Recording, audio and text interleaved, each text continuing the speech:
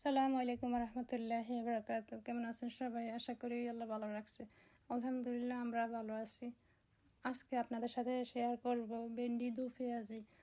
আসলে আমরা অনেকে অনেক রকমভাবে ভেন্ডি ভাজি করি, কিন্তু এভাবে একবার ট্রাই করি দেখুন বাসায়। আসুন আমরা শুরু করি। এখানে আমি ভেন্ডিগুলোকে ভালো করে ধুয়ে পানি ঝরিয়ে রেখেছি অনেকক্ষণ। তারপর আমি এরকম পিস পিস করে নিয়েছি, বেশি বড় না বেশি ছোটও না। আমি একটা পেঁয়াজ কুচি করে নিব। আমি 2 ধরনের পেঁয়াজ ব্যবহার করব। আর 4-5টা রসুনের কোয়া আমি কুচি করে নিলাম।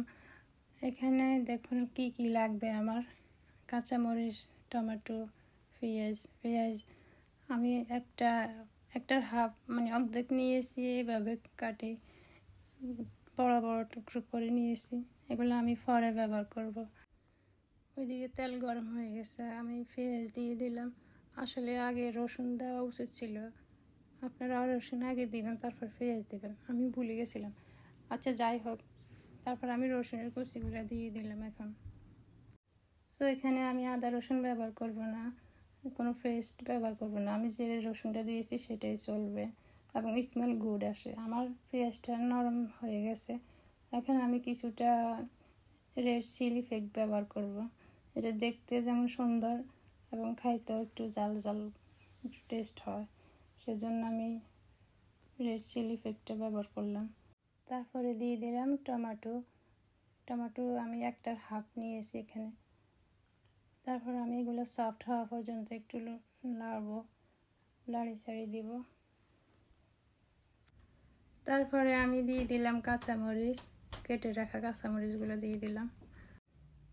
যারা আমার পেজটাকে ফলো দিয়ে সাথে আছেন তাদেরকে অনেক অনেক ধন্যবাদ।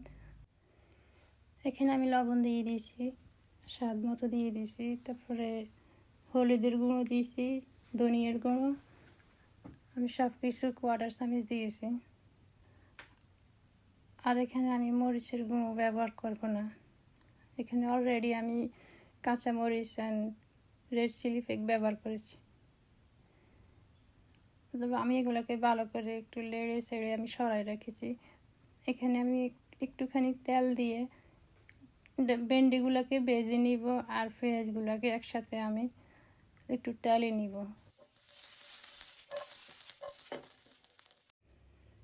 পেঁয়াজগুলোর সাথে ঢেঁড়স দিয়ে আমি একসাথে আরও 1 মিনিট এগুলাকে আমি টেলে নেব, যেন যে ঢেঁড়সের মধ্যে যে একটা স্টিকি ভাব থাকে সেটা আমি যেন শুকিয়ে যায়, সেই জন্য। হয়ে গেছে, এখন আমি যে মশলাগুলো কষিয়ে রেখেছি সেগুলোর সাথে অ্যাড করে দেব। তারপর আমি এগুলোকে অনেকক্ষণ চুলা কমিয়ে ভাজি করব। ততক্ষণ আমার সাথে থাকুন। চুলার আঁচটা কমিয়ে দিব আর কিছুক্ষণ পর একটু লেড়ে ছেড়ে দেব, নিচে যেন না বাজে যায়, সেই জন্য আমি বারবার দেখি। ভেন্ডি দু পেঁয়াজ এটা আসলে এরকমই, বেশিক্ষণ হইতে হয় না। আর আমরা আসলে ভেন্ডিটা অনেকভাবে ভাজি করতে পারি।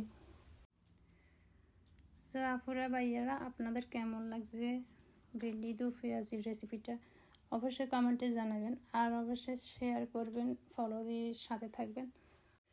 এখন আমি ধনিয়া পাতা দিয়ে দেব, তারপর গরম গরম পরিবেশন করব গরম ভাতের সাথে। এতক্ষণ আমার সাথে থাকার জন্য আপনাদেরকে অসংখ্য ধন্যবাদ। আগামী ভিডিওতে দেখা হবে ইনশাল্লাহ।